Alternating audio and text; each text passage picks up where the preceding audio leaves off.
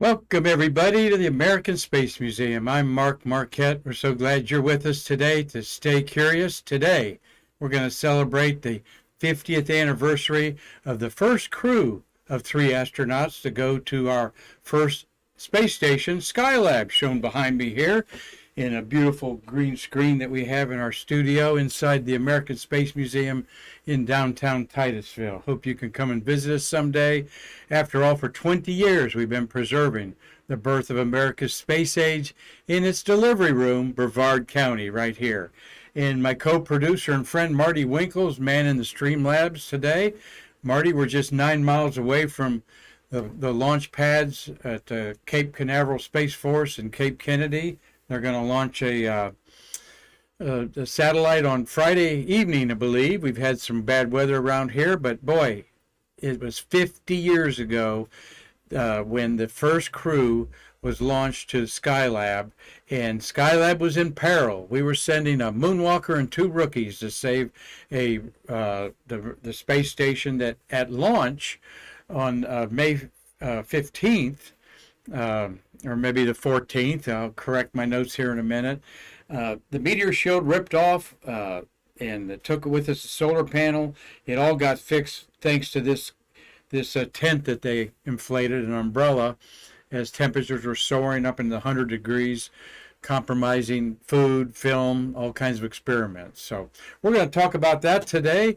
Have a little different set to show you today as we're trying to do some new things with Stay Curious, so you can tell your friends that we're trying to stay fresh. What do I have in this box here, Marty?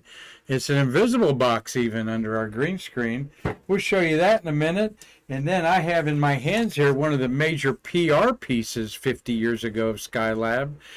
Just an innocent looking 8.5 by 11 fold out thing here that we're going to show you that was quite amazing 50 years ago as you think about all the virtual reality things you can put on and to envision anything. Well, this truly was the only way a space geek like me 50 years ago could understand what was going on with Skylab. We'll share that with you here in a minute. So let's see, we're going to keep our fingers crossed as we've upgraded our resolution this time, haven't we, Marty, in a test of what's been giving us problems.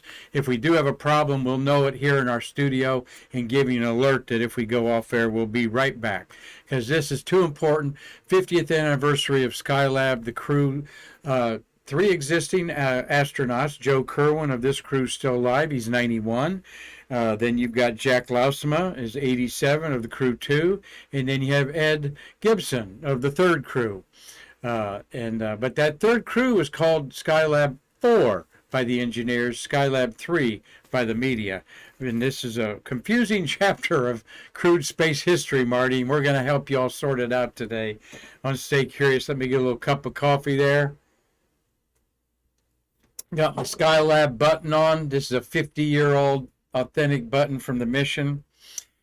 And we are grateful to our friends at Go History Travel for what they're doing to promote us on their website. And appreciate them. And Marty, you're going to change that. Good. This is the gorgeous Doug Forrest is watching. He's always watching on his lunch break there in Los Angeles. He's a graphic designer, and then he's got a studio where he slaves, and I mean slaves for hours, over one little area of this endeavor. His black and white pencils. He does Apollo art mostly, but Doug, we're happy to promote this for you. And Marty, you've been taking this out to the Kennedy Space Center Visitors Complex, and you've got a bunch of astronauts there that have autographed it. And could you just give me a little reaction of what people say about Doug's work here? Well, everybody's asking, every astronaut's asking where I got that from. So I tell them, from Doug Forrest, explain who he is, and it's a pen or an ink pencil drawing versus a painting. And the best response I got was yesterday from Steve Smith. He says, "Wow, I've never seen anything like this. This is my favorite thing that I've signed." Oh, yeah, there. Steve Smith needs to own that, Doug Forrest. We could effort that someday for you. Steve's autographs there on the lower left. Going clockwise, you have Guy Gardner. Boy, Guy gives a great talk out there. He's a teacher. Jim Newman, one of the last guys that touched the Hubble Space Telescope. Wendy Lawrence is up there at the top. Mark Lee. Our good friend Charlie Walker signed that. And I say a good friend because he's been in our museum many times. We look forward to seeing Charlie, don't we, Marty? Yep. Sure do. And who's that on the upper right? Tell us some of the other ones. Give me the right side there, please. Gosh, I can't. Mike Foreman. Mike Foreman and Sam Gemmer, Julie Payette, Roy Bridges, and Michael Good. Yep. And you got some room there to sign a few more. Yeah. And just gorgeous. And this is why we enjoy doing it. Marty's doing this piece for himself. We do things for the museum that we can put in silent auctions and things like that. And we want to give a shout out to Mr. Nick Thomas, the astronaut wrangler out there. And he's going to do a program for us on June 5th about GT4, the spacewalk of Ed White and McDivitt's command. And also the same date in history is the Gemini 9 mission with Gene Cernan doing a troubled spacewalk while the General Tom Stafford wheeled him in. So we're going to enjoy that day with Nick Thomas, who is a great historian as well as 35 years out there at the Visitors Complex. Well, today in space history was a cobbled together spacecraft landed on the surface of Mars at its North Pole where there's a lot of ice, okay? And this was NASA's 6th successful landing. The spacecraft is called Phoenix. There it is. You see Phoenix there. The solar panels powered is what was its life expectancy was when the Martian dust that's horrendous covers up those panels. They couldn't make energy. This was cobbled together from a failed lander that had crashed and another polar lander, so they called it Phoenix, all right. And it had a camera on it, a robotic arm. It was analyzing the gas, and a meteorological station was there. But most of all, it was looking for the ice that we know is underneath the polar caps. And this is H2O water ice, not carbon dioxide. And when it lowered its cameras underneath it, oh my gosh, Marty, this is the landing exhaust plumes blew away Martian dust, and you're looking at ice. Solid ice, you could skate on it right there. They think there, of course, there's no water underneath it. It's just on the surface. But that is solid ice on, and you could chop that up and put it in your Arnold Palmer drink down here, Marty. Or my Arnold Palmer drink that I enjoy. A little lemonade with that iced tea, see. So, anyway, Phoenix landed on Mars this date in space history 15 years ago. We're the only one that's going to tell you about it on Stay Curious.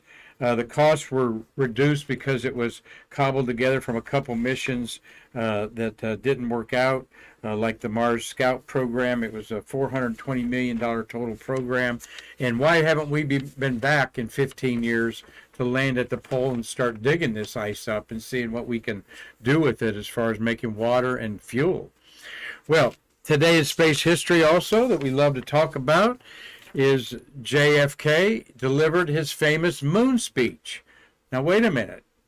I thought he delivered in front of Congress on May 25th, 1961.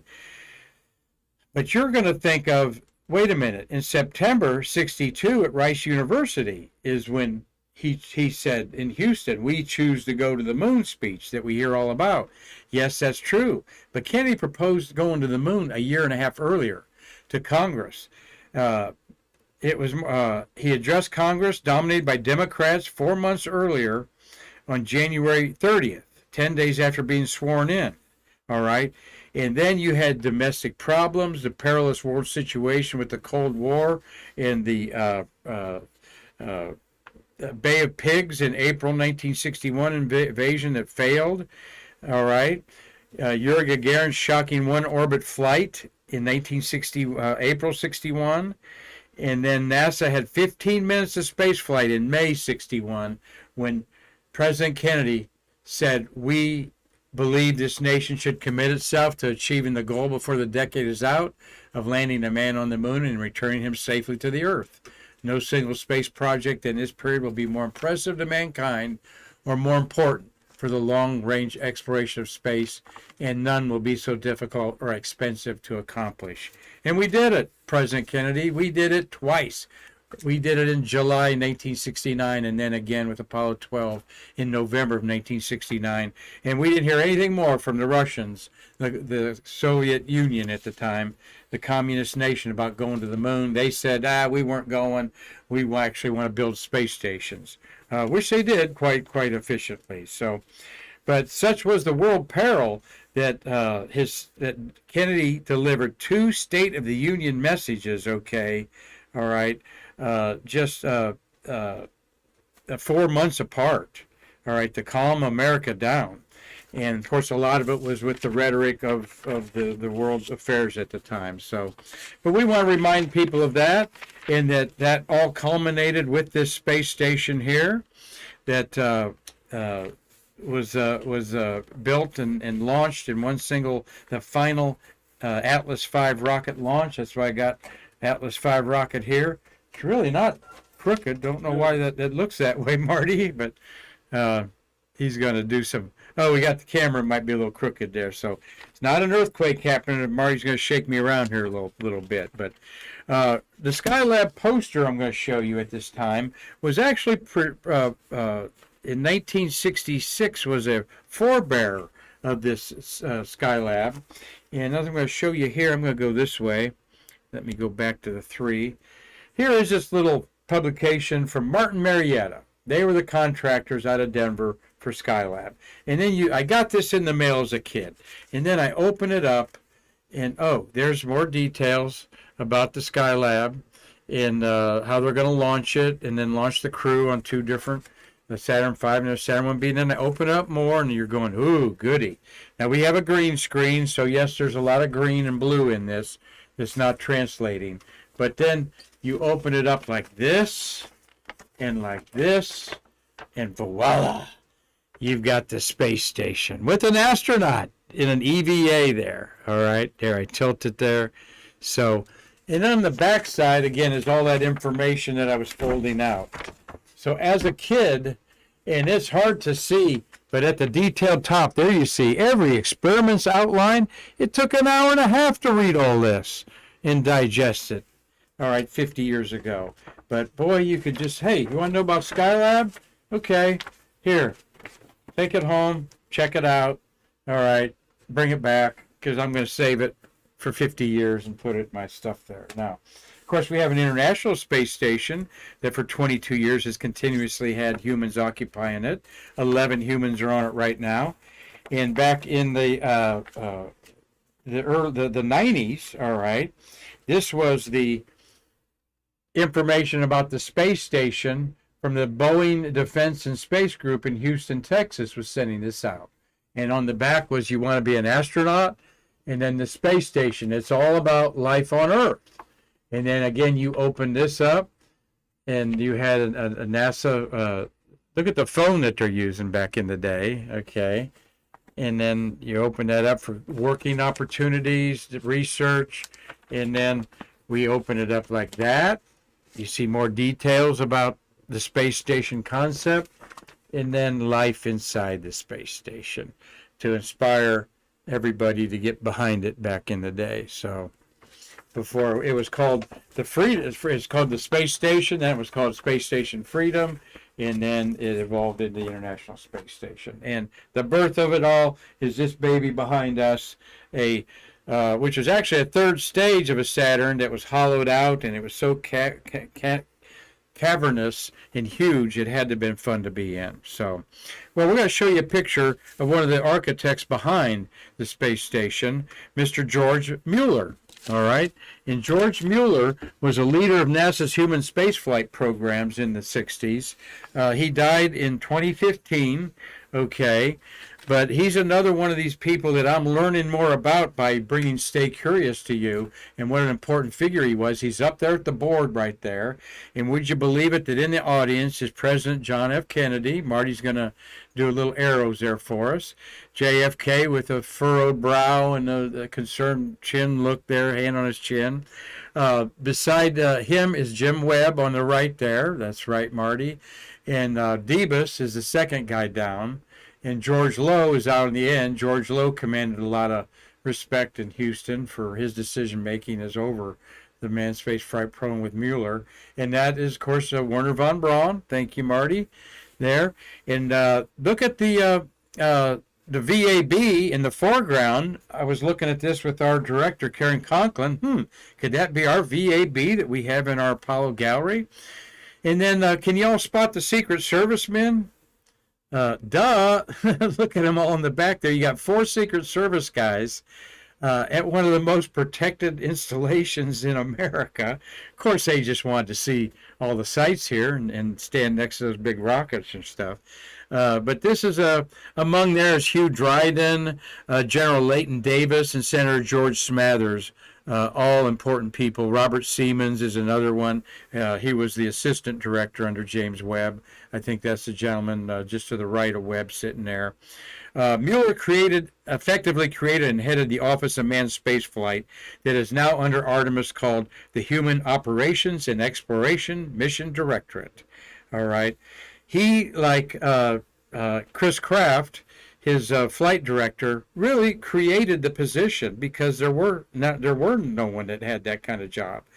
So very big leader, George Mueller. He was the one that was in the hot seat up in Congress over the corned beef sandwich that John Young handed Gus Grissom on GT3. But he was a brilliant man. Literally a napkin sketch he made in August 1966, outlining a quick concept for a space station with using an Apollo module on the left, and on the right just hacked out, like I said, notes about it. So he was a very important man, George Mueller, to the space program. And we get back to Skylab here, celebrating America's first space station. Beautiful patch there that you see, United States of America on there. And the big windmill you're going to keep seeing was the power for this massive telescope that they had. And it was a special filtered solar telescope to study the sun. They were going to launch, and they did launch on the mighty Saturn V rocket. The Saturn V you see on the right, covered in the shroud, is the Skylab. Here's our model of it there. And then they took the Skylab and put it, they took the Apollo and took the first 2 stages and put it up, instead of lowering the gantry, which they would have to do to put the white room and all of the connections off of the LUT, the launch umbilical tower on the left there. They just put it on a big stool. And Marty, that always fascinated me that worked. You got, I think that whole thing probably was 3 million pounds easy. The Apollo Saturn V lifted 7 million. So this had to have launched at least half that. But for the milk stool to hold that, all right, it was fascinating engineering to me. Well, before we go a little bit further in Skylab, we're going to wish a happy birthday to Danny Olivius. Danny, happy 56th birthday to Danny Olivius. He's 57 today. Spacewalker was born May 25th, 1966 in North Hollywood, California. There's what he looks like. And but he was raised in El Paso, Texas. So Marty and I were talking the other day because we've got 4 private astronauts up there right now, and one of them is from the great state of Alaska that never had an astronaut. And so Danny's born in North Hollywood, California, so California's going to claim him. But he was raised in El Paso, Texas, and I'm sure they claim him too. So what 3 states did Marty research that do not have astronauts? Nevada, Vermont, and Wyoming. So we'll be keeping an eye on you young youth there that want to go to space from Nevada, Vermont, and Wyoming, as 47 states can claim they have an astronaut. And we've got a question as we look at another picture of birthday boy Danny there. Yes, Marty? Yeah, a question from Fox McCloud, which I think you already answered it, Mark. In regards to the Saturn 1B launch for the Skylab and the Apollo Soyuz mission, what was the reason for the milk stool? The reason for the milk stool was so that they didn't have to chop off. Well, we'll go back to that. Great question. So that the white room is up there for the regular moon missions. And all of those umbilical towers, Marty, you worked on this. You can answer that better than I can, I'm sure. But you show all of those have to line up like they do on the right, basically. So you see on the right of the Saturn V, they're parallel, except there's not the white room's not being used on that launch. So that's the reason, right, Marty? Right. That they would have had to have cut off the bottom of the LUT, which would have been probably more difficult, rewiring, replumbing. Am I correct on that, Marty? Yeah. All right. Thank you. Great question there. Tony Olivius, hope he's doing well. He joined the University of Texas at El Paso, director of the Center for Advancement of Space Safety and Mission Assurance Research. So he oversees space initiatives at the El Paso campus where he was raised. How sweet is that? And that reminds me of my baby sister in San Angelo, Texas. Still not to El Paso. You got a ways to go in West Texas, west from San Angelo. So there, where am I going here? Let me go forward one more. There he is in his blues. STS-117 Atlantis in 2007 was a hard hat mission where he did 2 spacewalks, and then he went back up on 128, and he did 3 spacewalks. So quite a spacewalker. Danny Olivius, happy birthday to you, celebrating 57 years today. Yes, another question, Marty. This is from BioBot. He's asking, will SLS get one? I think he's talking about the umbilical tower. Will the SLS have the same umbilical tower? Well, not the same, but will it have an umbilical tower? Yes, absolutely. And that they call that the Launch Umbilical Tower. The LUT is an acronym I've learned doing this program.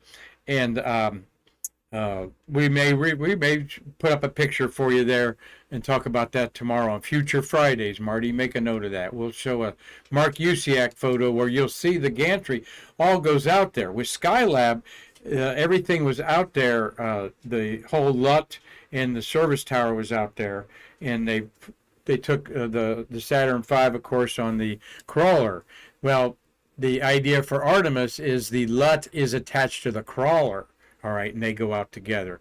It's not attached to the crawler. They pick it up, the mobile launch platform, together with it. So, yes, great questions, and we appreciate it. 50 years later, there's still all kinds of people asking questions to Jack Lausma, and he is so eager to answer them. I've had the privilege of being around Jack the last couple of years at some of the events here.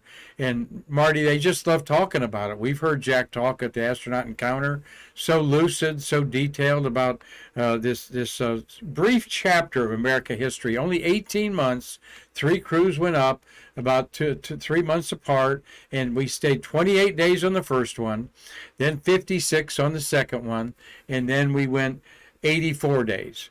And while I'm thinking about it, this 28-day mission broke the Russians' Salyut 1 crew of 24 days in space, okay, and a record that stood for a while.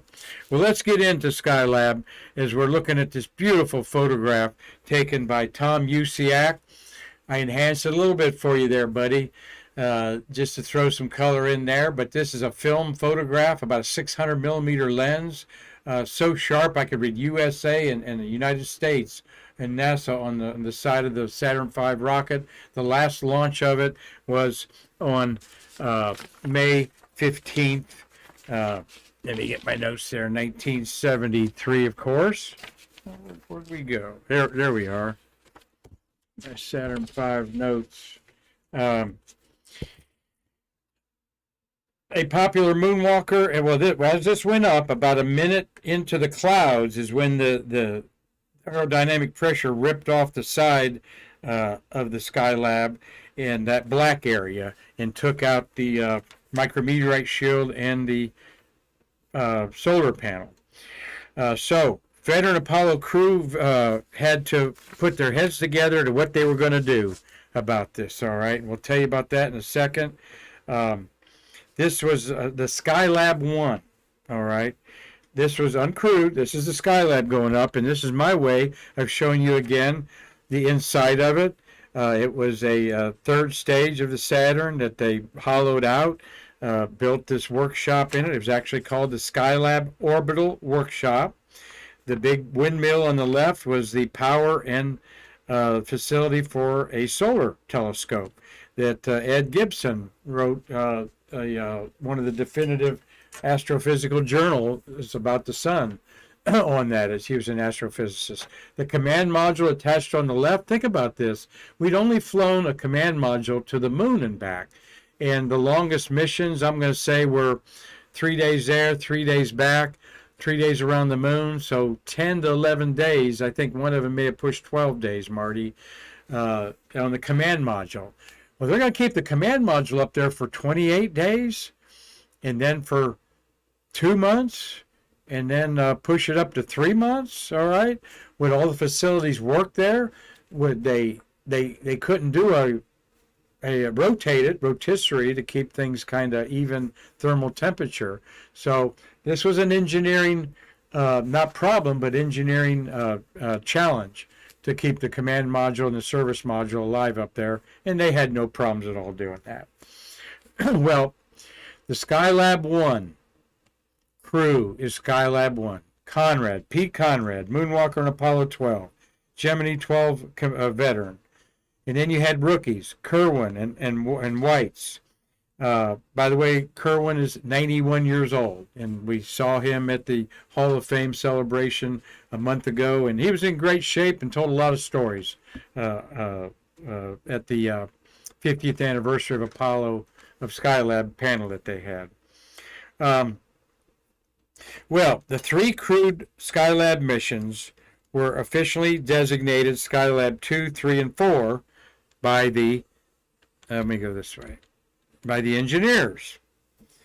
Miscommunication about the numbering resulted in the mission logos reading Skylab 1, 2 in Roman numerals, and then Skylab 3, they used a big 3 as part of the patch on there. So, when you refer to Skylab 2 and 3, it's confusing. Do you mean the second crewed mission? And then Skylab 3, do you mean the final crewed mission? All right, which is now Skylab 4 to the public relations people.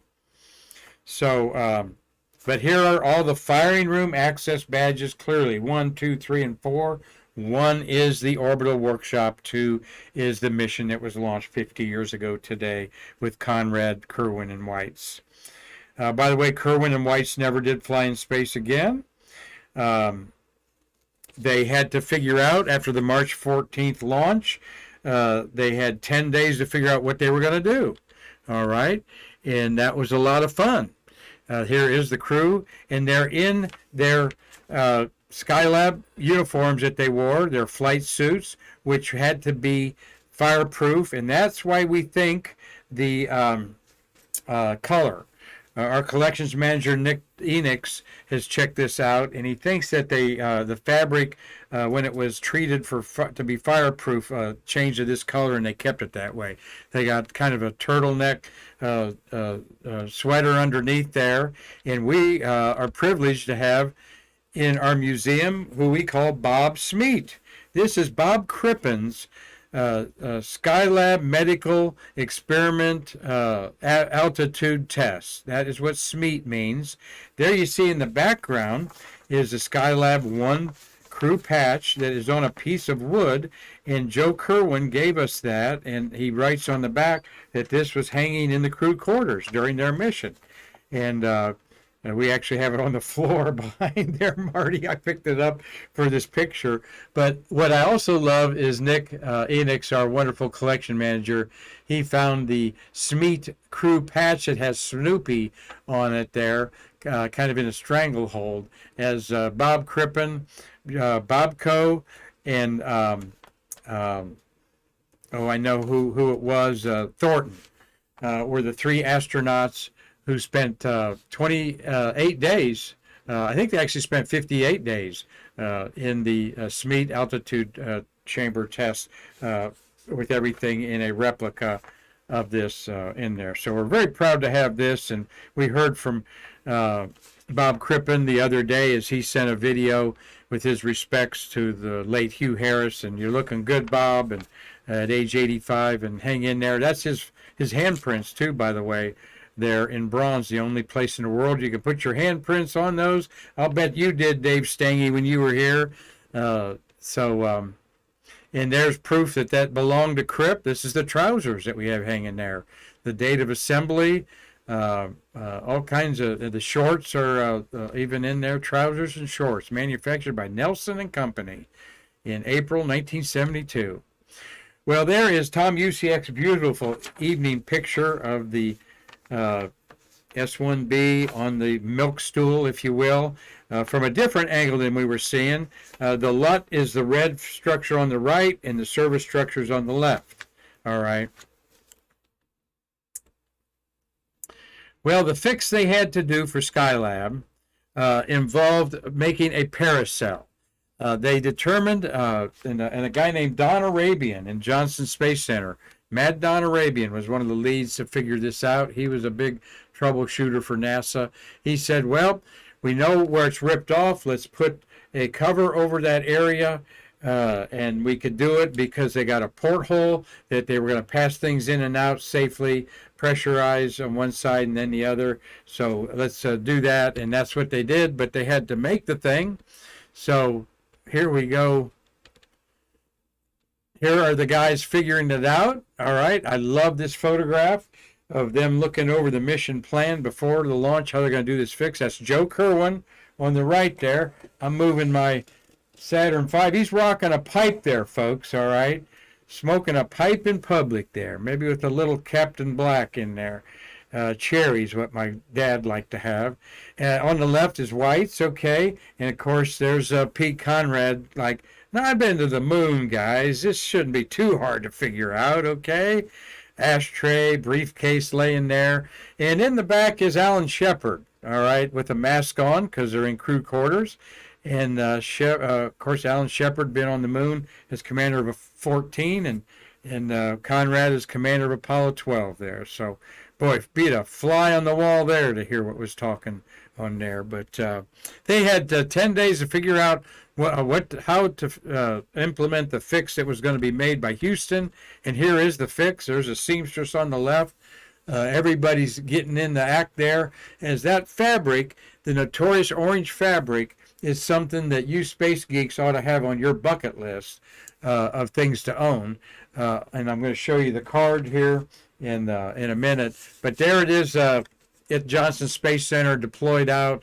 Then they put it on a T-38 and got it within the Space Center in an hour or two after they took about a week to figure it out, how to fix it. So, and it fixed, it worked. And then around the world, you may have one of these. Here's one without the on there, but this is the card that we've got a lot of cards without it. I'm going to buy. Has all the astronauts of the program on there, and this is Jack Weakland's, Marty, and Jack was a great supporter of the American Space Museum. There is a swatch off of the bolt of material that they used to fix it. And it's facsimile signature from all four crews there. So this was done after the program. The Skylab Paracel, definitely something you want to have. It comes up in auctions and eBay every now and then. You can get it for $40 to $100, but depending on who's bidding on it. So, well, we launched Skylab. There is one of the NASA photos of it going up off that milk stool. What a beautiful picture that is. Still a cloudy day, not optimum. And then they had to shove that paracel out there, open it up. Everything worked just fine. There's a spacewalk out there. That's Pete Conrad going out on the first spacewalk as Marty hands me my list of people here. Glad you were watching, Doug Forrest, as we were bragging about your work. And Gary Gerald is watching today. Bill Whiting, Bill, I hope you're doing well. Litza Della Porta, is watching. We love it when you're on, Mrs. Delaporta there. Carlton Bailey and Steve Hammer. And Dave Stangy's watching with his infant granddaughter there. Tom Usiak, buddy, thank you for your photos. BioBot, thank you for your questions. Fox McLeod, again, thank you for your question. Larry Pushkar and Hazel Banks. Hey, Hazel. Hope things are going well with everybody over this holiday weekend. Well, this was an interesting mission. It included such great moments as Conrad being flung through space by whiplash when a solar panel he was pulling gave away, and had he hit the side of the Skylab or something, it could have been a different deal. But developed in a week to bring down those temperatures, and it did. The Skylab fixed there. So they were allowed to continue doing their science that they wanted to. This is one of the world's most famous photographs from the Skylab mission. 50 years ago, this major solar flare lifted off the Earth, and had it gone and been directly hitting the Earth in its orbit, it would have wiped out the electronics going on our planet right now. You would have been, you may not have your hard drive working, or that terabyte drive that's got all your family photos in it. Such a thing as this flame, it looks like to us, but it's electromagnetic energy in the form of a flame going off the Earth. We found out from Skylab that this can cause bad trouble on our planet. So, what a wonderful mission! We wish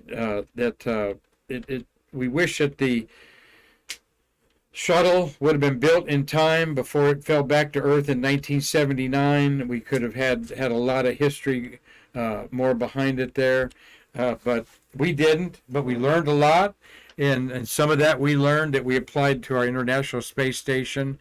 A lot of that we learned from the Russians and their Salyut space stations when they became partners. So, yeah, I didn't show this, Marty. We have some trinkets around the Space Museum, and here's a Wheaton, and it has a lot of green on it. Wheaton Commemoratives is a popular collector's thing. And here is a, and this is really expensive because it's partially invisible, all right? And I have invisible fluid in here, so now I'm going to drink this and I'm going to disappear, all right? Good. Have I disappeared yet, Marty? Doggone it, I want my money back. Well, this does disappear. Of course, it looks like that because it's slightly blue-green. Interestingly, it's got the Skylab on one side and the astronaut of Crew 1 on the other side. So here on my little notebook for my business stuff. So anyway, I'm going to have another swig of this and see if I can go disappear and have some fun on the beaches this weekend, Marty. Otherwise, you might see this on our eBay station channel we're going to resurrect here next week. So Catherine Izel's watching too. Thank you, Catherine. Marty's flashing up there. So hope everybody, like I said, has a wonderful Memorial Day weekend. This is about the soldiers who lost their lives. And we know almost every family in America is touched in some way by from World War II to the conflicts going on now. So we hope that you have a peaceful day. We are going to be closed on Monday, Memorial Day, so there'll be no Stay Curious. So we'll do some Future Friday tomorrow, Marty, as we're working on that. And as I have my final swig of good coffee here to stay curious, we will cook up some Future Friday for you tomorrow. Thank you all for watching our show today. And we hope to see you again in our museum. Until then, I'm Mark Marquette saying thank you for staying curious, and we appreciate everybody's support. And I will see you again tomorrow with Marty, and we'll do it all again to bridge the space between us.